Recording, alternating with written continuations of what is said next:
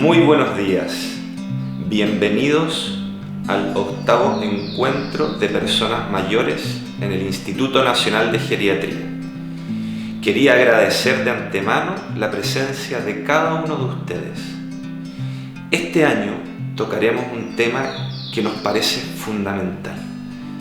Dentro de la trayectoria de vida estamos muy acostumbrados a saber en cada etapa lo que podemos realizar, como por ejemplo, cuando somos pequeños niños, sabemos que tenemos que ir al jardín, posteriormente al colegio, y sin duda, cuando ya crecemos, optamos la opción por seguir estudiando para ser profesionales o técnicos, o buscar nuestro propio destino en la etapa adulta.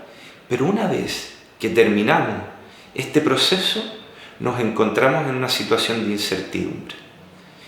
Y en este encuentro queremos sentar las bases para poder trabajar con cada uno de ustedes en nuestros proyectos de vida. ¿Qué vamos a hacer una vez venga la jubilación? Los invitamos a todos en este gran encuentro. Un saludo cordial, que estén muy bien.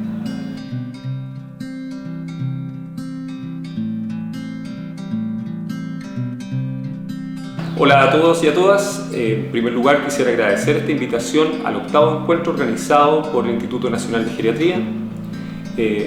Sin duda que la temática a la cual me han invitado a participar es sumamente importante para la vida de las personas, etapa de jubilación o también de retiro laboral.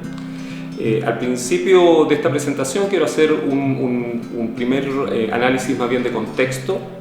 Sin duda que el contexto sociodemográfico es sumamente relevante para la temática.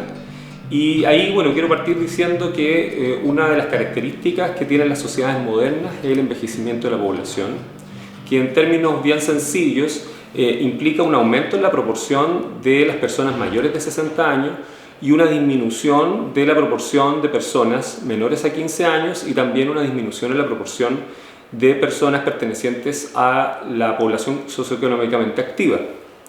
Según los expertos y expertas en la materia, este cambio en la estructura de población de un país que envejece demográficamente hablando se explica de forma general debido al mejoramiento sostenido y permanente de las condiciones de salud de la población, que se debe principalmente gracias a los avances científicos y tecnológicos experimentados por estas sociedades modernas, que han traído como consecuencia tres cambios sociales, demográficos.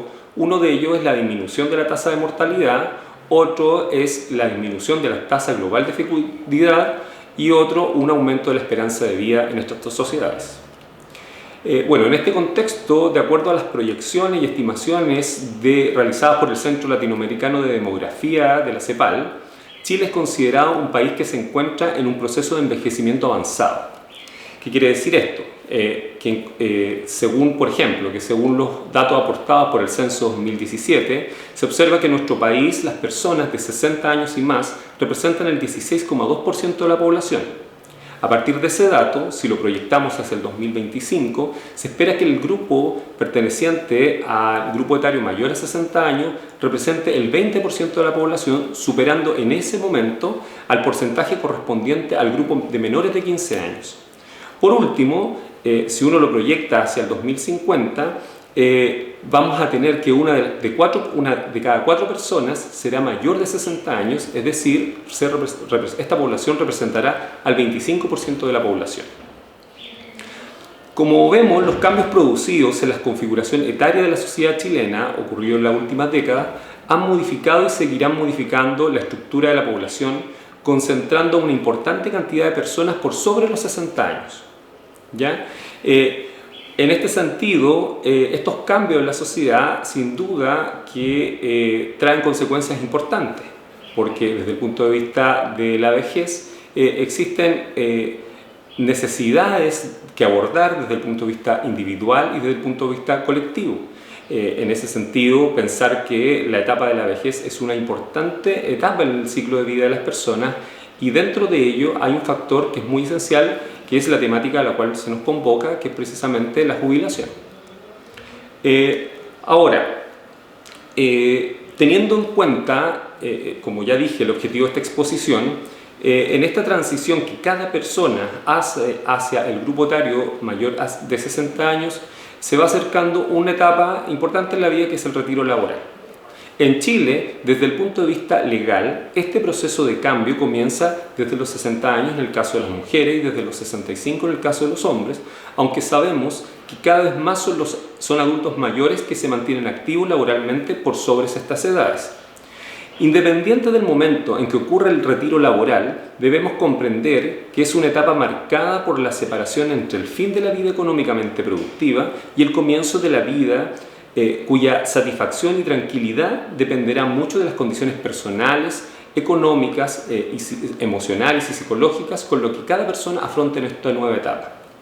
Ahora, tomando en cuenta la situación social, sanitaria y económica que vive actualmente el país, jubilarse puede ser una experiencia que puede tornarse muy ambivalente, con consecuencias importantes, desde el punto de vista emocional y psicológico.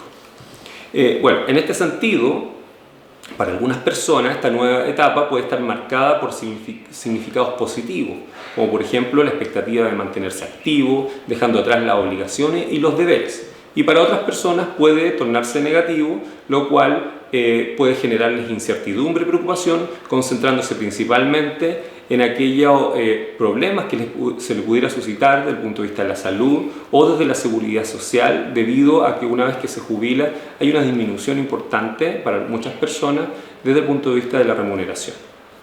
Siguiendo como definición o como idea los aspectos positivos y negativos que puede generar el periodo de jubilación o de retiro laboral, de acuerdo a un estudio de mercado laboral adulto mayor y personas próximas a jubilar en Chile, realizado por la Universidad de Santiago en el año 2016, que si pensamos en el envejecimiento y en la jubilación como una oportunidad, lo que se proyecta es un envejecimiento activo a partir de los 60 años, cuyo hito está marcado por el retiro laboral.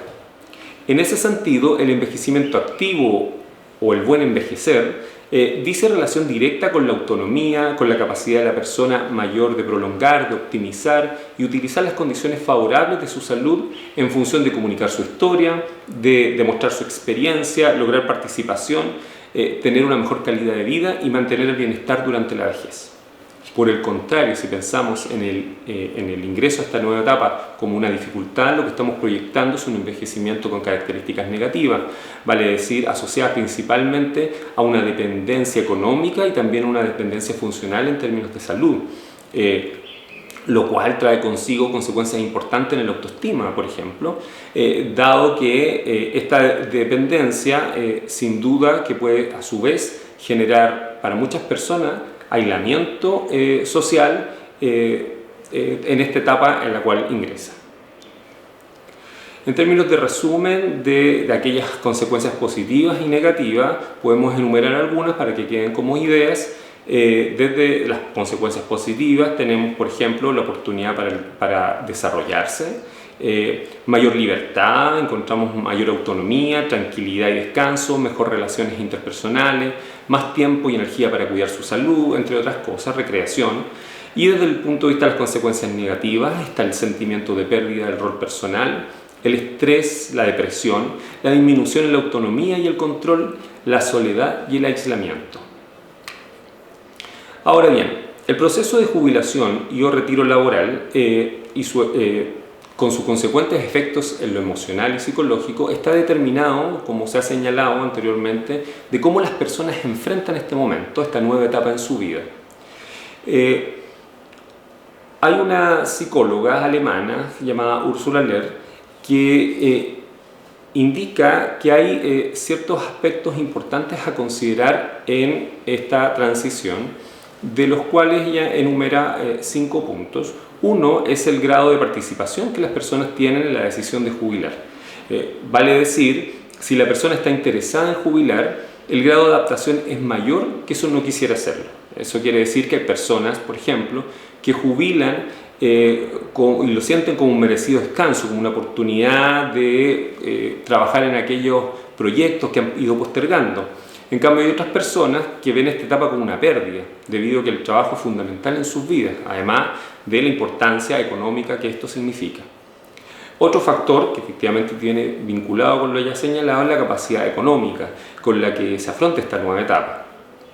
Este sin duda puede ser un determinante importante en la calidad de vida futura de las personas que se retiran del mundo laboral, porque sin un poder adquisitivo, sin una buena condición económica, la vida se puede volver muy agobiante. Otro factor que se descubre de lo señalado por la psicóloga y también de otros estudios es la escolaridad y el estatus social. Algunos de esos estudios indican que aquellas personas que tienen un mayor nivel de escolaridad y un mayor estatus social muestran menos dificultades para adaptarse que aquellos que tienen menos escolaridad. Lo mismo la capacidad intelectual, que es otro aspecto también a considerar. También hay estudios que indican que las personas más capacitadas disponen de más intereses y herramientas para poder adaptarse al retiro. Y finalmente están las diferencias en el rol, ya asociadas a los roles de género.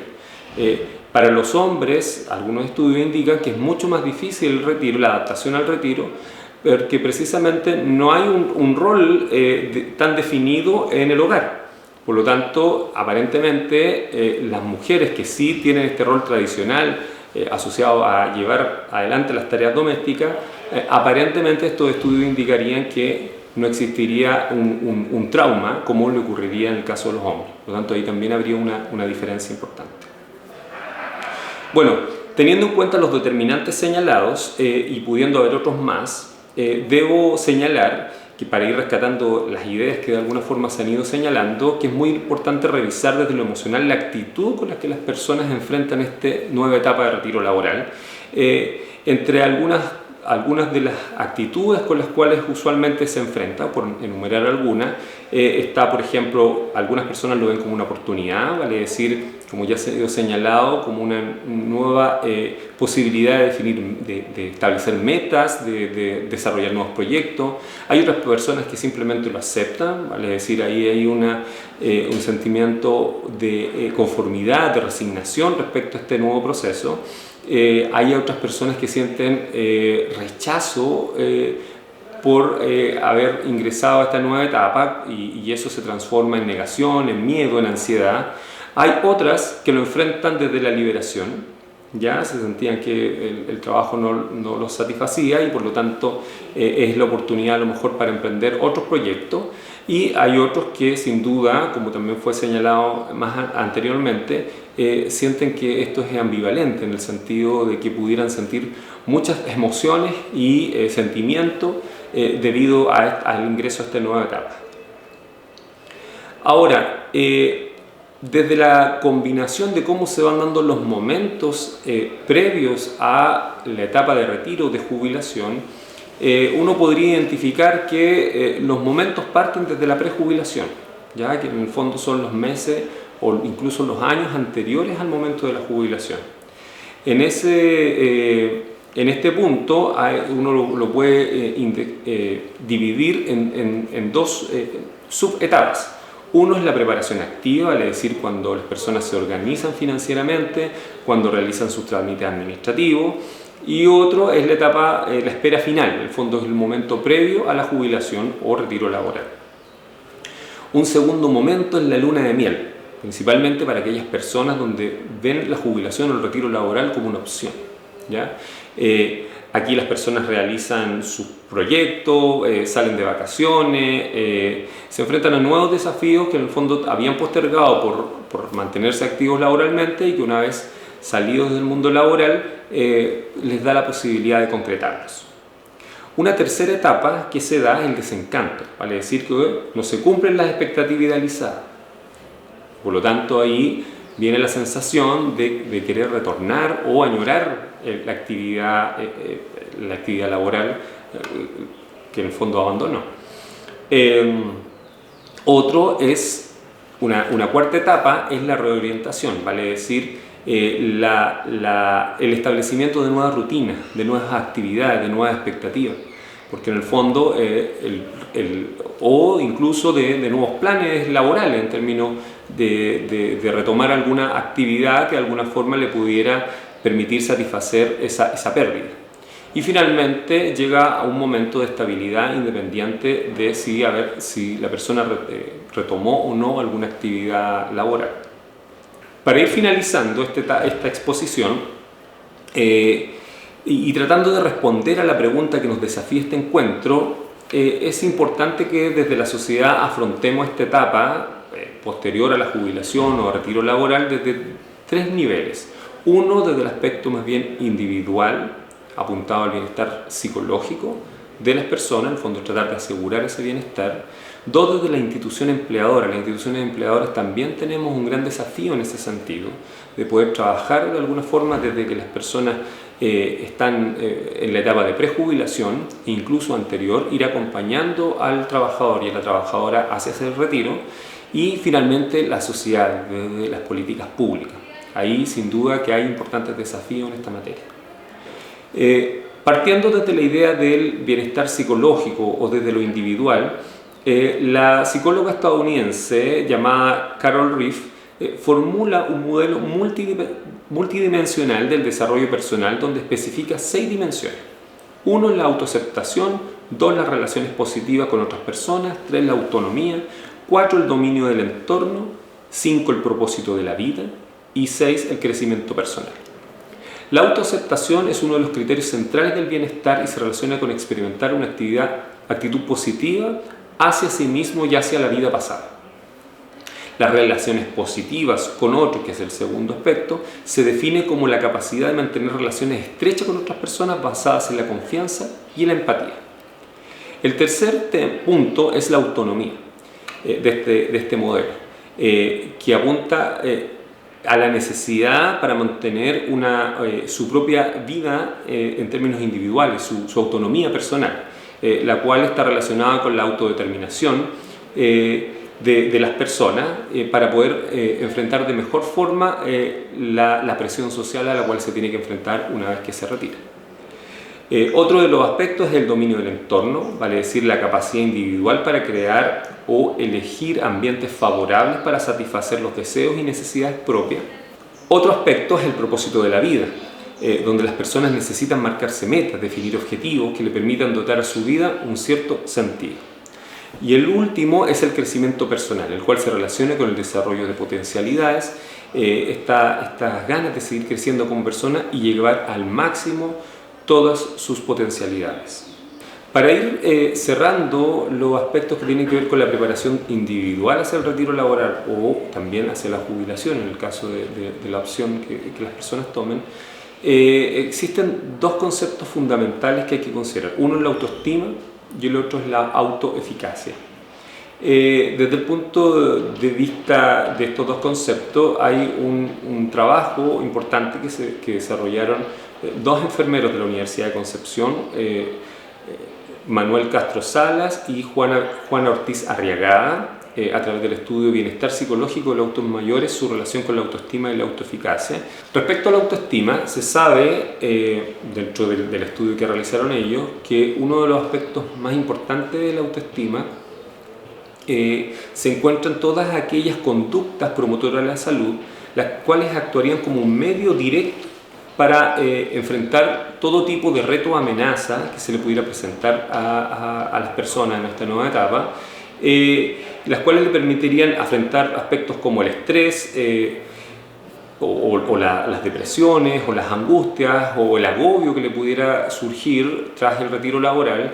Por este motivo es trascendental mantener la autoestima y promover de alguna manera distintos niveles de bienestar, ¿vale? Esperando que sean los más adecuados para de alguna forma generar este medio protector hacia el futuro. La autoestima es uno de los elementos psicológicos más importantes en la valoración del adulto mayor, sobre la cual se requiere especial atención y fortalecimiento en el trabajo con las personas mayores. En cuanto a la autoeficacia se debe entender como el conjunto de creencias en las propias capacidades para organizar y ejecutar los cursos de acción requeridos para producir determinados logros y resultados de las personas. La importancia de la autoeficacia radica en que hace referencia a la confianza que tienen las personas en sus capacidades para lograr cursos de acción necesarios para alcanzar los resultados deseados. En ese sentido, junto con la autoestima, son 2 componentes importantes en la conducta humana y que de alguna forma requieren tener toda la estabilidad posible para que de alguna forma repercuta en el bienestar psicológico y emocional de las personas. Para ir cerrando el aspecto individual, sabemos que el retiro laboral implica cambios importantes en la vida de las personas, ya lo hemos dicho. Implica asumir nuevos roles, es una oportunidad para el desarrollo personal y social, permite explorar actividades diferentes y nuevas. Por lo tanto, la recomendación aquí es que las personas desarrollen actividades recreativas, puedan participar en organizaciones sociales, en actividades altruistas, en adquisición quizás de nuevos conocimientos y aprendizaje, en explorar un emprendimiento. Un segundo nivel es el apoyo que puede dar las instituciones empleadoras. ¿Ya? En este sentido, es fundamental acompañar a los trabajadores y trabajadoras desde mucho antes que jubilen. Nuestras instituciones tienen una responsabilidad social con sus dependientes, no solo por haber contribuido al desarrollo de la propia institución, sino también por la responsabilidad social que tienen las instituciones con la sociedad y con el buen vivir de las personas una vez que se retiren de la vida laboral. Dentro de las acciones que se pueden ofrecer, existen talleres de preparación cognitiva, psíquica, física para sus dependientes que favorezcan el envejecimiento activo. Es la evaluación permanente y obligatoria en los últimos años de la salud de las personas para ir monitoreando aquello. Otro es fortalecer las redes de apoyo gubernamentales y sociales, acercarlas a las instituciones de servicios públicos. Otro es fortalecer los canales informativos de acceso a lo que pueda también haber dentro de la oferta pública y la realización de actividades recreativas. Otro aspecto importante de la adaptación a esta nueva etapa podría ser en las instituciones la reducción, por ejemplo, de la jornada laboral en los últimos meses previo a la jubilación o al retiro laboral y también una mayor flexibilidad en el uso horario. Otro aspecto que se puede trabajar dentro de las instituciones es el intercambio comunicacional entre generaciones, como una forma de integrar y también de eliminar ciertos prejuicios respecto a las personas que cumplen la mayoría de edad y que de alguna forma eso contribuya a mirar la vejez como un aspecto positivo, como algo provechoso que es posterior a la vida laboral, pero que de alguna forma también puede tener muchas satisfacciones desde las acciones que podamos desarrollar. Finalmente, también desde antes promover las actividades preventivas o de cuidado de la salud de las personas, también eso puede favorecer desde la institución un mejor retiro laboral. Algunas de estas son algunas ideas que pudieran de alguna forma abordarse desde lo institucional. Finalmente, desde el abordaje, desde las políticas públicas, los desafíos para las personas mayores de 60 años, en lo que desde el punto de vista gubernamental se pudiera realizar. Primero está generar conciencia y educación en la población sobre el envejecimiento y la vejez. Eso es sumamente importante. Segundo, promover el envejecimiento activo. ¿Ya? Eso lo hemos ido rescatando dentro de la exposición. Otro caso para aquellas personas que requieran mantenerse activas desde el punto de vista de ser empleados o generar sus propios empleos a través de un emprendimiento, sin duda que las entidades gubernamentales, el Estado, tiene que favorecer condiciones para que eso ocurra, porque de alguna forma, mientras más se prolonga la esperanza de vida y mientras más el grupo por sobre 60 años crece, sin duda que se requiere que las personas, una vez que hayan jubilado, puedan retomar alguna actividad, y esto podría ser perfectamente alguna actividad de tipo laboral. Otro aspecto son mejorar las condiciones y la oportunidad en el acceso a la salud de los adultos mayores. También el acompañamiento al bienestar emocional y la salud mental, sin duda que es importante como un tema desde la mirada de las políticas públicas. También vincular a las personas con las entidades públicas que prestan servicio, acercarlo también a la comunidad, no sé, a las juntas de vecinos. Finalmente, preparar a los grupos etarios más jóvenes hacia la vejez, desde mucho antes, ya desde la integración de herramientas prácticas en torno a la promoción y prevención de salud, a fin de que no tengan afecciones en salud cuando sean adultos mayores. Y finalmente mejorar el sistema de capitalización individual para mejorar las futuras pensiones de los trabajadores y las trabajadoras. Es un factor sumamente primordial para la estabilidad emocional y psicológica de las personas. Como reflexión final, solo señalar que el alejamiento laboral representa el término de una de las actividades fundamentales en la vida de las personas, debido a que no solo proporciona ingreso económico, sino que también, como ya hemos dicho, tiene una importancia en los procesos de identidad social y de autoestima. En ese sentido, el trabajo, hay que decirlo, satisface una serie de necesidades básicas, como el sentido de pertenencia, la realización de las metas con el consecuente sustento de la autoestima, permite tener un cierto grado de poder de influencia y sin duda contar con un sistema de apoyo social que favorezca su calidad de vida post retiro o jubilación. Bueno, eso es la presentación, la exposición. Muchas gracias por la atención. Esperamos vernos en algún momento.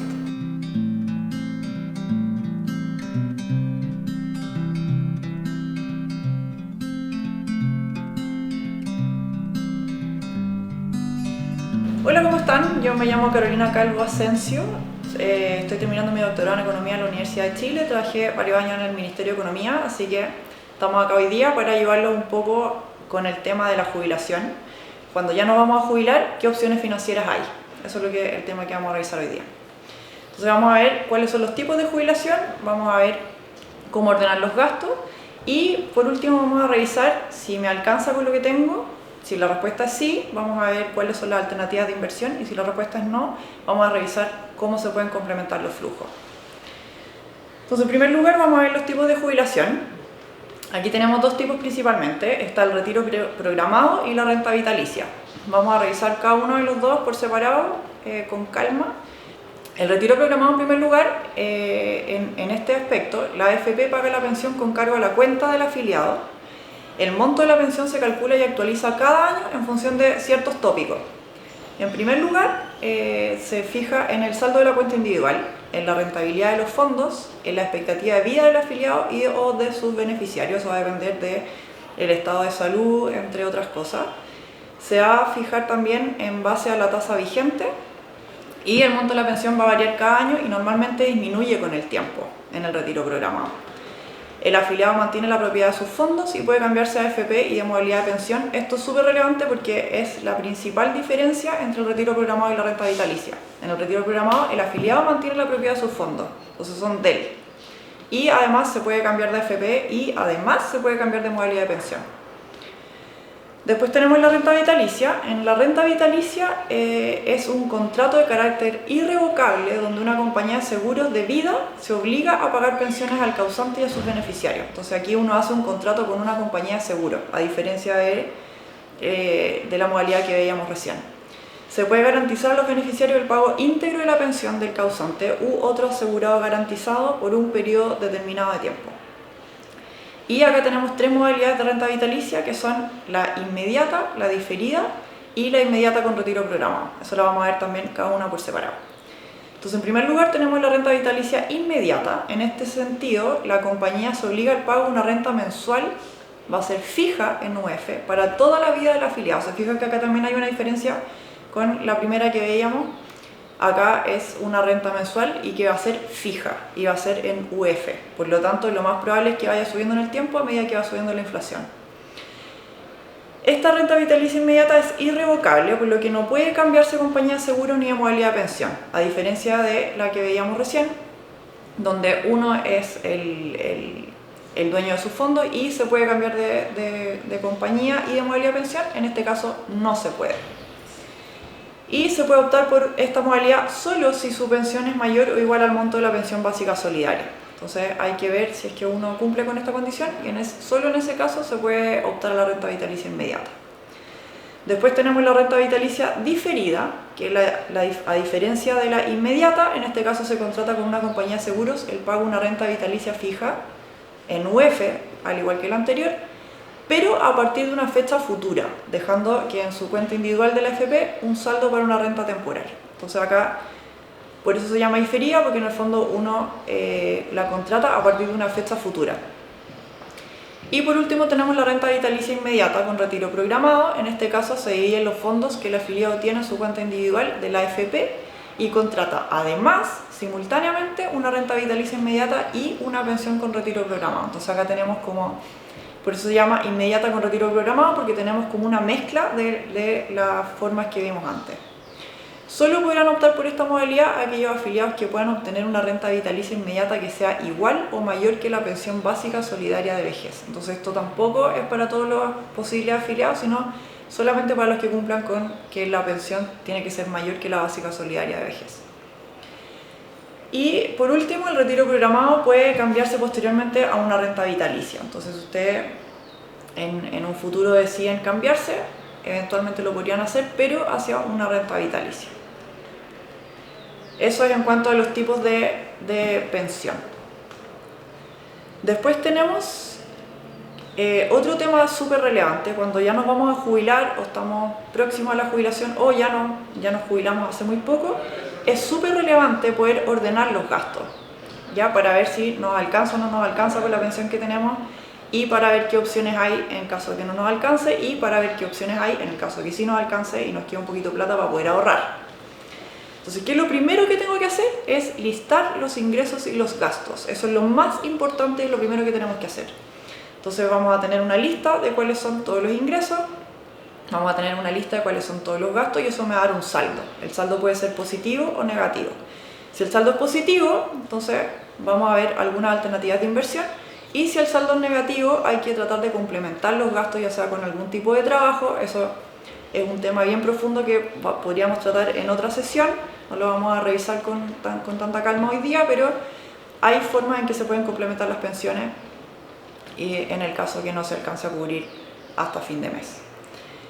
Entonces, ¿cuáles son las alternativas de inversión que tenemos? Lo primero que hay que hacer cuando uno está definiendo opciones de inversión es, primero que nada, definir el horizonte de plazo.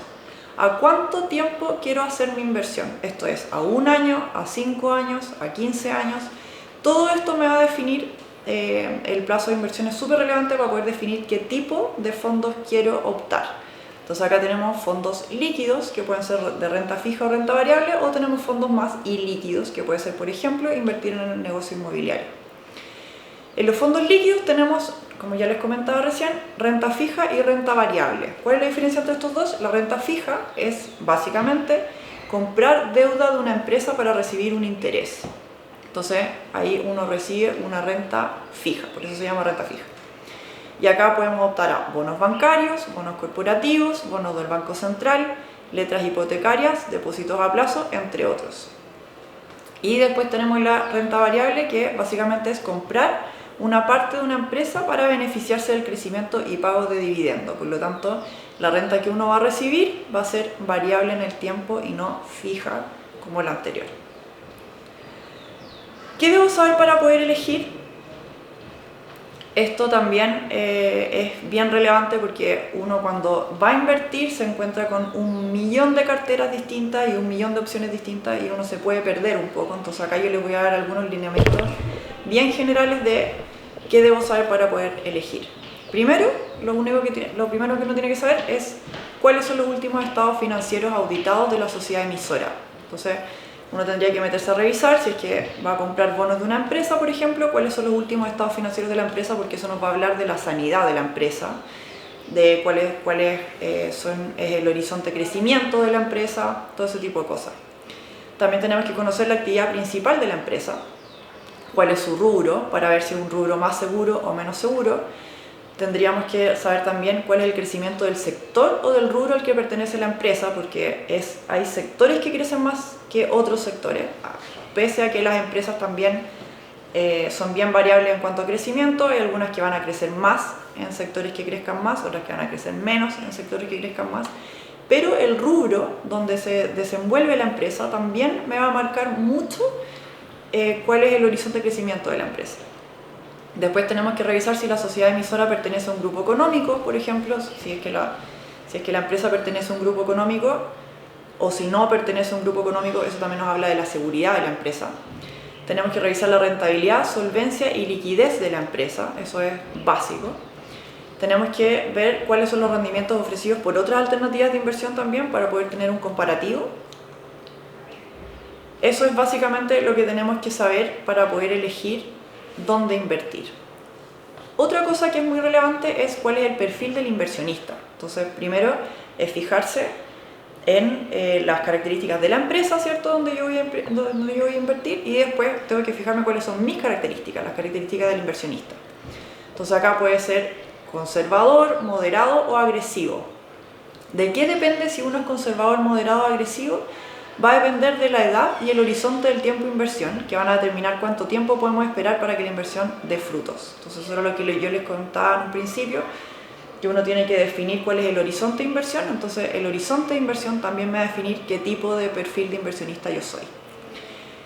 Otro tema relevante son los ingresos, tanto los que percibe hoy como los que espera obtener en un futuro. ¿Cuánto es el patrimonio, que representa el respaldo económico con el que cuenta el inversionista? ¿Cuál es la capacidad de ahorro que tiene el inversionista, que le permitirá aprovechar oportunidades o hacer frente a imprevistos? ¿Y cuál es la tolerancia al riesgo? Esto también es súper relevante porque es cuánto se está dispuesto a arriesgar. Entonces, no todos tenemos la misma tolerancia al riesgo. De repente, hay gente que piensa que invertir en acciones es como ir al casino. Entonces, no todo el mundo es bueno para ir al casino. Hay gente que va de todas maneras al casino, pero hay gente que juega máquina, hay gente que juega blackjack, y hay gente que juega a la ruleta, qué sé yo. Cada uno de los juegos tiene riesgos distintos, y eso es súper parecido a lo que pasa con las acciones. Cada tipo de acción que uno toma es súper distinto dependiendo al riesgo que uno está dispuesto a tomar. Y por último, y una de las cosas más relevantes, son cuáles son los conocimientos financieros que uno tiene. Es más fácil invertir en algo conocido que en algo desconocido. Finalmente, algunas recomendaciones. Primero que nada es definir los objetivos de inversión. ¿Por qué yo quiero invertir? Hay que elegir un producto adecuado con respecto a todo lo anterior que hemos hablado, adecuado con respecto a mi horizonte de inversión, adecuado con respecto a mi nivel de riesgo que yo quiero asumir, adecuado respecto al monto que yo tengo para invertir, ¿cierto? No es lo mismo si yo tengo un monto grande y si yo tengo un monto pequeño. Ahí hay que jugar un poco con las expectativas. Hay que cuidarse de tácticas donde es presionado para tomar decisiones. A veces hay gente que presiona mucho para tomar una decisión inmobiliaria, por ejemplo. Eso hay que tener mucho cuidado con eso. Hay que estar siempre vigilando las inversiones. Uno cuando invierte en algo tiene que estar siempre revisando cómo está funcionando eso y no dejarlo como ahí, ¿no? Sino que estarlo revisando siempre. Esas son algunas recomendaciones que revisamos hoy día. Yo les doy muchas gracias.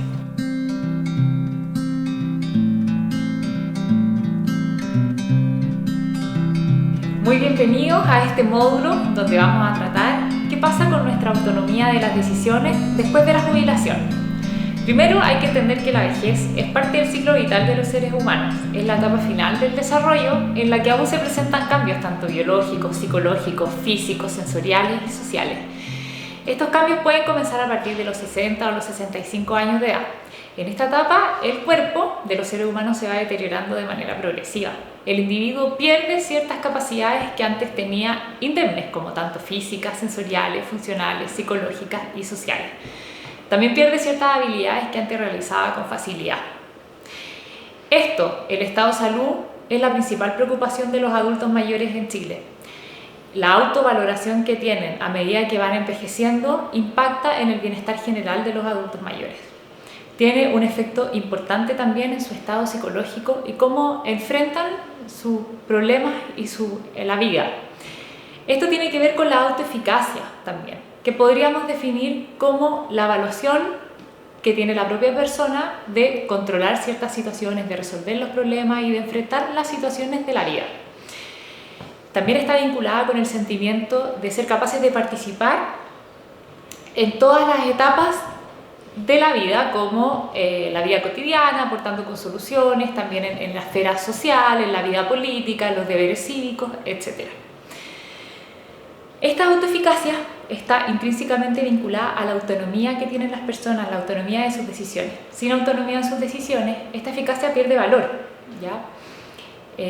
Podríamos definir entonces esta autonomía como la capacidad de las personas de valerse por sí mismos.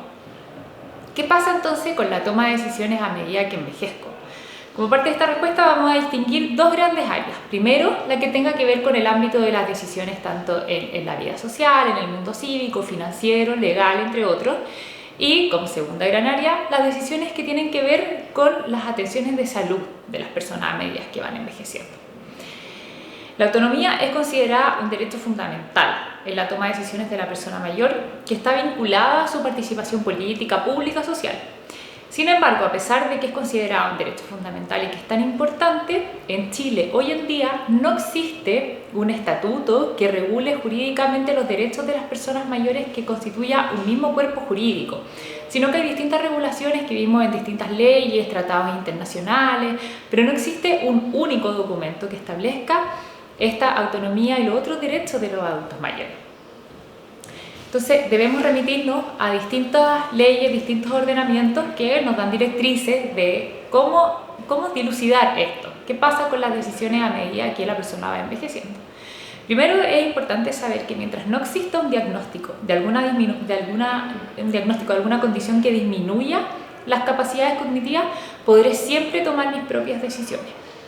Y incluso a pesar de que exista en algún momento un diagnóstico que indique que mis capacidades mentales están disminuidas, será necesaria una interdicción, que es un procedimiento judicial, para determinar que una persona no es capaz de tomar sus propias decisiones, tanto judiciales como extrajudicialmente, y el mismo tribunal quien hace el nombramiento de un tutor o curador, que pasa a ser como un representante legal de la persona y es el que toma las decisiones. O sea, incluso habiendo un diagnóstico, es necesario este procedimiento legal para incapacitar definitivamente a una persona. Mientras no exista este procedimiento legal, la persona sigue siendo hábil para decidir.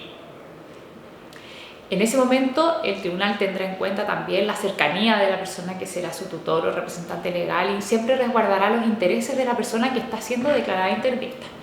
Por lo tanto, lo importante de tener claro en esto es que mientras no exista este procedimiento, mientras la persona tenga sus facultades mentales bien conservadas, no es procedente que familiares, amigos o cercanos incluso le pidan contra su voluntad que traspase bienes raíces, por ejemplo, por el solo hecho de que se está haciendo muy avanzada su edad y que luego no podrá administrar estos bienes, o que le pidan contra su voluntad que deje firmado, por ejemplo, ciertos documentos por si acaso usted está muy mayor de hacerlo. Esto no procede ya que, como señalábamos, mientras no exista una enfermedad incapacitante y no exista un tribunal que haya declarado la interdicción, soy plenamente capaz de tomar mis propias decisiones, independiente de la edad que tenga. No va aparejada con la edad, sino que tiene que ver más con las capacidades mentales, si están conservadas o no. En el ámbito de la esfera de la salud, encontramos que hay ciertas regulaciones, como lo más importante que se estableció en la Ley de Derechos y Deberes de los Pacientes, que consagró la autonomía de los pacientes. La autonomía es relevante en el área de la salud porque asegura el derecho a un consentimiento informado previo, libre a toda intervención médica, con independencia de la edad y la condición y cuál va a ser el tratamiento. En este sentido, la Ley de Derechos y Deberes de los Pacientes, si bien consagró este derecho a la autonomía, más podríamos hablar que consagró un cierto tipo de privilegio o libertad protegido, ya que tiene limitaciones. ¿Cuáles vendrían siendo estas limitaciones? Yo puedo tomar mis decisiones en el ámbito de la salud siempre y cuando ellas no constituyan, por ejemplo, un suicidio asistido o la eutanasia, que son, en el fondo, dos figuras que en Chile están prohibidas. Así que por eso hablamos más de una libertad protegida que un derecho. Pero en el fondo, siempre y cuando no se constituyan estas dos causales que hablamos, sí que existe libertad para tomar las decisiones en el ámbito de qué pasa con mi salud. Sin embargo, de que la Ley de Derechos y Deberes de los Pacientes consagró este derecho a la autonomía, en Chile no existe un documento formal establecido de voluntades anticipadas como existe en otros países, quizás. No existe un documento legal previamente tipificado donde yo pueda dejar establecidas cuáles son mis voluntades llegadas a cierta etapa de la vida, que no tiene que ver con la etapa misma en el fondo de fin de vida, sino que también atenciones previas y que quiero y cuál va a ser ese camino que voy a recorrer en cuanto a mi salud. Sin perjuicio que no exista en Chile este tipo de documentos como sí lo tienen otros países, nada obsta a que yo pueda hacerme cargo de esto y que pueda dejar directrices que puedan ser conversadas con mi equipo médico y podamos hacernos cargo, por ejemplo, de las decisiones que tengan que ver con el sometimiento a tratamientos que tengan por objeto prolongar artificialmente la vida, que son cosas que la ley sí permite decidir y yo sí puedo dejarlas plasmadas, independiente de que no exista este documento. Obviamente siempre el equipo médico evaluará que las personas se encuentren en capacidad de consentir y ese consentimiento sea libre, exento en el fondo de cualquier presión, ¿ya? Existe un tabú respecto a conversar este tipo de situaciones por la vinculación que tienen con la muerte y en el fondo siempre es un tema que no se conversa mucho.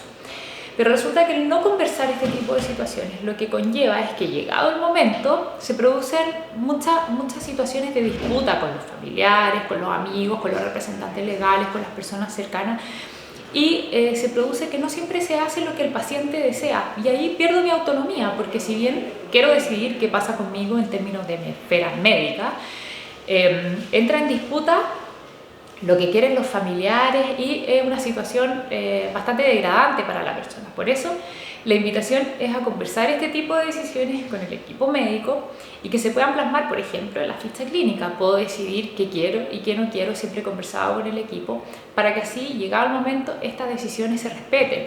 No solo cuando se produzca el momento inminente de la muerte, sino que las decisiones previas. ¿Qué quiero, cómo quiero envejecer desde el punto de vista de mis tratamientos médicos y desde el punto de vista de la atención que quiero recibir? Eso también se puede conversar y plasmar en la ficha clínica o en otro documento que, como ya dijimos, si bien no está tipificado en Chile, sí se puede dejar escrito y en el fondo el equipo médico intentará siempre resguardar esa voluntad de la persona. Espero que les haya servido mucho este módulo. Muchas gracias por su participación y vamos a quedar atentos a cualquier pregunta que puedan tener.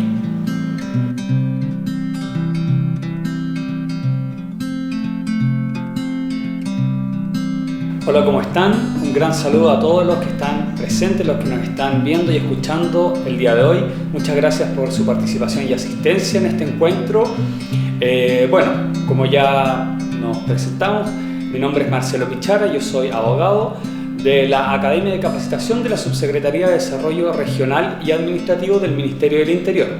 En este encuentro el día de hoy, que estamos viendo el tema, ¿verdad?, después de la jubilación, ¿qué hago? ¿Qué hacemos como adulto mayor? Vamos a ver ahora en específico las herramientas que tenemos como ciudadanos frente al Estado para desarrollar nuestra vida como un adulto mayor. Primero que todo tenemos que partir conociendo qué es el adulto mayor, cuántos adultos mayores tenemos en nuestro país. Bueno, vamos a ver entonces que el envejecimiento de la población creciente y acelerado que se vive en el mundo ha sido una problemática para los países, para los estados, que ha tomado una importancia tanto en la agenda de las ciencias sociales también como en las políticas públicas. Este fenómeno global consiste en el aumento de la edad media de la población que se viene dado por un incremento de las expectativas de vida y una reducción de la fecundidad. En palabras simples, es decir, una menor cantidad de hijos nacidos y tenemos un mayor tiempo de vida de los adultos mayores. De acuerdo a los datos entregados por la Organización de las Naciones Unidas, la ONU, en el año 2019 existían 703 millones de adultos mayores, es decir, de personas sobre 65 años en el mundo, y se espera que para el año 2050 este número sea duplicado, es decir, que existan 1.500 millones de adultos mayores para este año. De este modo vemos que en esta fecha 1 de cada 6 personas en el mundo tendrá sobre 65 años de edad. De acuerdo al censo, y ahora vamos a los datos de nuestro país, de acuerdo al censo realizado en el 2017 en Chile, la población de personas adultas mayores fue de 2.850.000 y fracción, equivalentes al 16,2% de los habitantes de la población.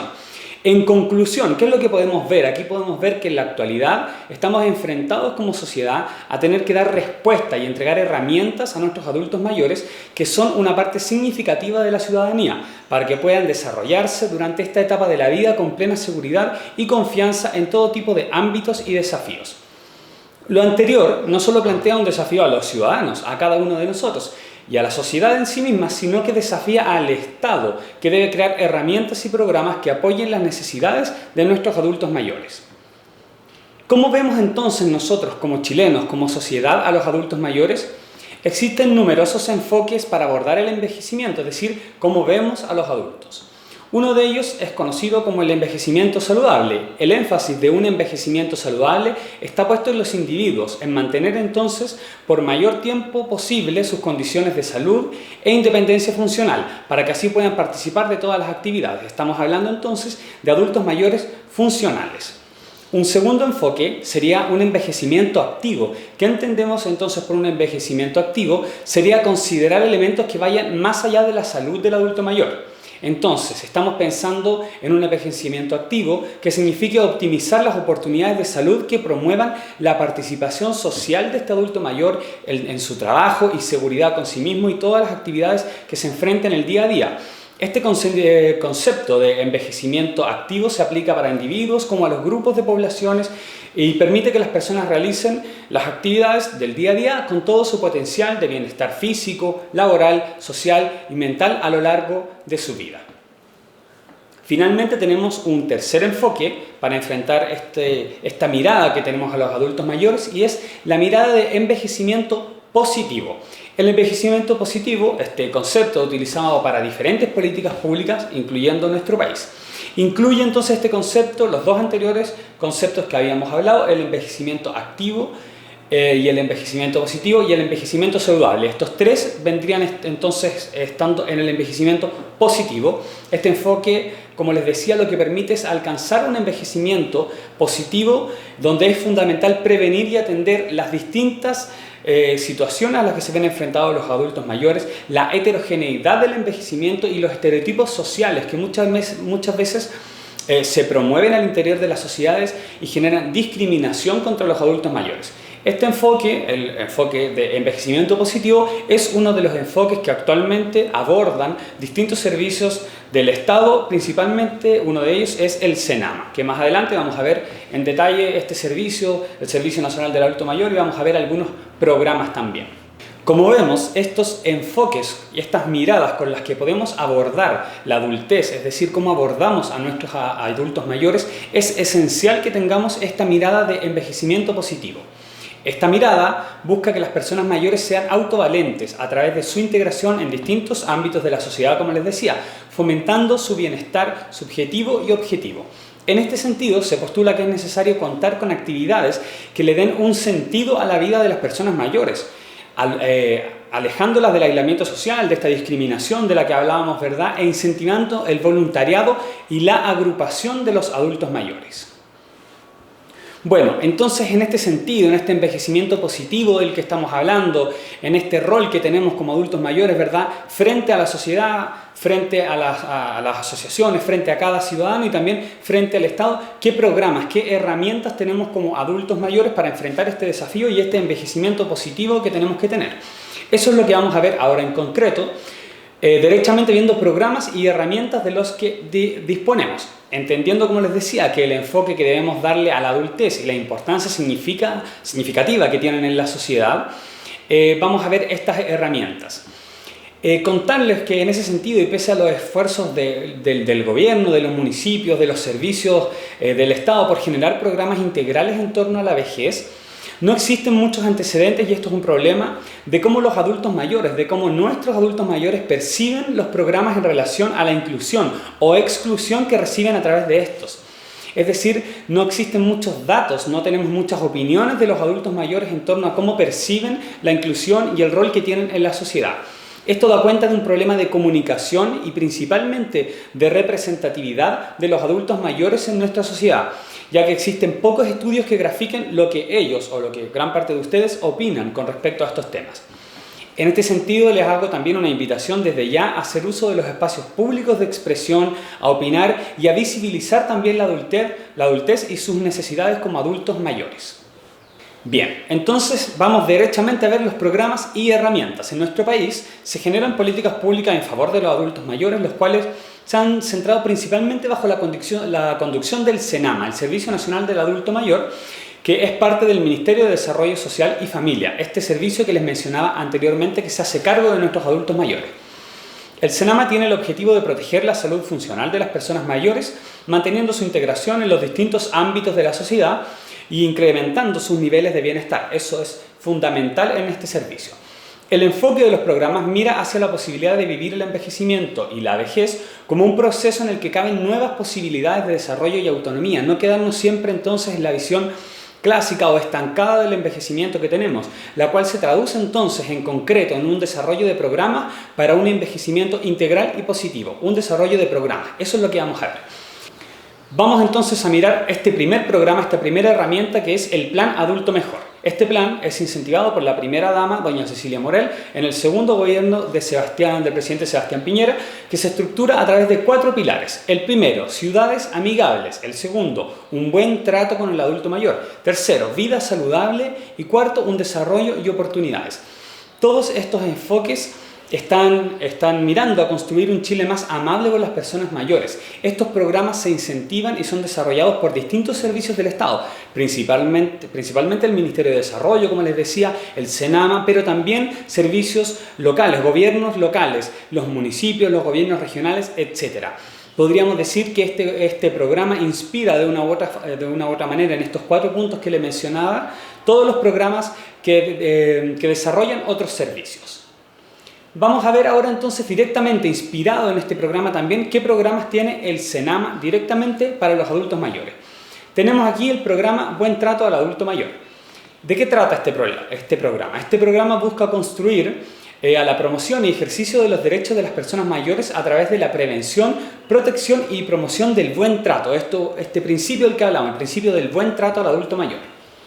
Busca entonces contribuir al reconocimiento, a la promoción y al ejercicio de los derechos de las personas mayores a través de la prevención del maltrato, lo que afecta a la promoción del buen trato del que hablamos, la asesoría y coordinación con redes regionales y locales. Entonces tenemos aquí un programa de prevención. ¿De prevención a qué? A lo que hablábamos, al buen trato. ¿Qué son en concreto este programa de adulto mayor? Son capacitaciones, talleres, seminarios destinados a promover el trato del que hablábamos. Esta iniciativa brinda asesoría, gestión, coordinación, reuniones y consultas en casos de maltrato que afecten a los adultos mayores, genera redes locales, territoriales de apoyo en estas circunstancias también. Y tiene un enfoque especialmente en casos de violencia que sufran quienes, los adultos mayores. Donde pueden acudir a los centros de salud familiar, a los consultorios, a los departamentos sociales, oficinas comunales de adulto mayor, al municipio también y al propio SENAMA. Estos programas, como les decía, también tienen un enfoque en prevención del delito, entre otras aristas que tiene este programa. Tenemos aquí el programa de envejecimiento activo, otro programa que lo que busca es lograr que los adultos mayores participen de actividades que promueven el envejecimiento activo, este envejecimiento activo del que hablamos en un principio.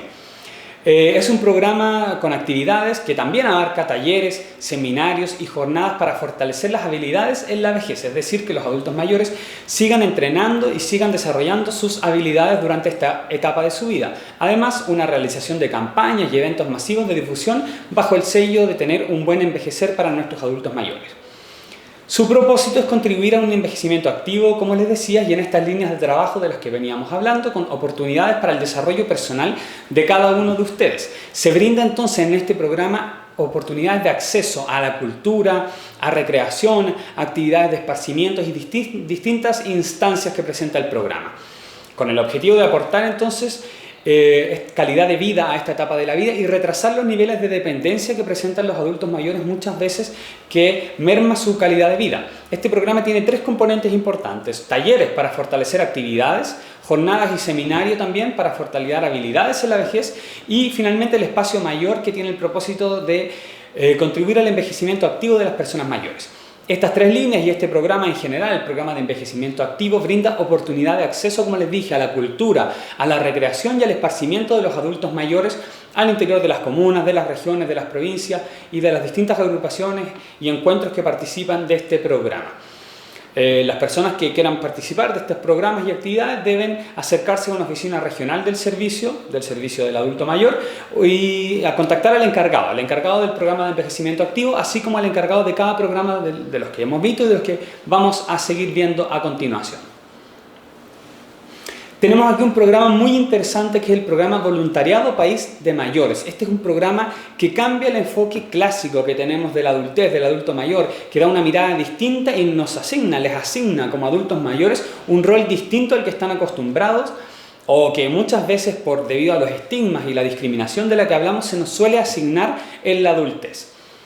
Este programa para adultos mayores es un programa para adultos jubilados o pensionados que realizan labores sociales de voluntariado. Este programa los vincula entonces a los adultos mayores con niños de familias en situación de vulnerabilidad, que cursan entre segundo y octavo básico. Es para niños que están en etapa escolar y que presentan un desempeño escolar deficitario, es decir, que tienen problemas para desarrollar su educación básica, el que será mejorado a través del apoyo escolar entregado por los adultos mayores. Entonces, cambiamos el rol del adulto mayor de ser asistido a ser un asistente de la educación de los menores que cursan la etapa escolar. Es un cambio de rol, es un programa muy interesante que entrega además una paga durante 9 meses para que el voluntario, para efectos de cubrir su movilización y traslado, además de otras acciones que permitan mejorar su labor y visibilizar el voluntariado de las personas mayores, pueda desarrollar esta actividad. Como les decía, es una actividad que cambia el rol que tenemos del adulto mayor, el rol al que estamos acostumbrados y que muchas veces se produce por este sesgo que tiene la sociedad con nuestros adultos mayores. Vamos a ver otro programa. Este programa se llama Escuela de Formación para Dirigentes Mayores.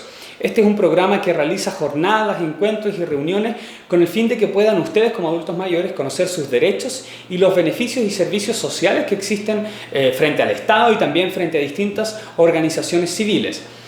Estas escuelas de formación se realizan a través de jornadas con metodologías participativas, diálogos, intercambio de experiencia entre ustedes mismos, entre personas mayores, con jóvenes y miembros de dichas organizaciones que contribuyan al ejercicio de una ciudadanía activa y participación social. Lo que busca entonces este programa es que ustedes como adultos mayores no tengan un rol pasivo en cuanto a los temas que se debaten en la sociedad, en la participación social, sino que tomen un rol activo y sean ustedes mismos quienes desempeñen esas funciones. Tenemos aquí el programa de turismo social, que es un programa en el cual los adultos mayores en situación de vulnerabilidad acceden a espacios de recreación y esparcimiento que son tan necesarios, ¿verdad?, en todas las etapas de la vida y también en la etapa de adultez, que fortalecen las redes de apoyo, las redes de apoyo entre ustedes mismos y contempla el financiamiento de viajes, ya sea por el día o viajes que tengan mayor duración, facilitando el acceso a lugares de interés turístico y también no solamente turístico, sino también interés cultural según los requerimientos específicos del servicio. Entrega también calidad y servicio en cuanto a alimentación, traslado, esparcimiento, reuniones, etc. Incluyen actividades que fomentan la integración social. Eso es muy importante. Estas actividades no es meramente una actividad turística, sino que también es cultural y además muy importante de integración social, que propicia entonces espacios significativos para que los adultos mayores desarrollen con calidad esta etapa de su vida. Tenemos el Fondo Nacional de Adulto Mayor y aquí ya vamos a un tema más laboral para que brinda utilidad, ¿cierto?, para que seamos adultos mayores funcionales. Este programa, este fondo, son varios fondos que incluye este programa y dan financiamiento a proyectos presentados por personas mayores para desarrollar actividades artísticas, recreativas, productivas en el desarrollo de distintas actividades junto con organizaciones, entre otros. Estos proyectos tienen entre algunos 4 meses para su ejecución técnica con un costo máximo de 2.500.000 por iniciativa. Estos fondos concursales de proyectos deben ser presentados por organismos públicos o privados. Existen otros también que son con organizaciones sin fines de lucro y tienen 6 meses para su ejecución. En fin, hay bastantes proyectos, bastantes fondos. Algunos, como les decía, son de hasta costos hasta 20 millones. Tenemos una gama distinta de proyectos y de fondos que pueden implementarse mediante este programa que es el Fondo Nacional del Adulto Mayor.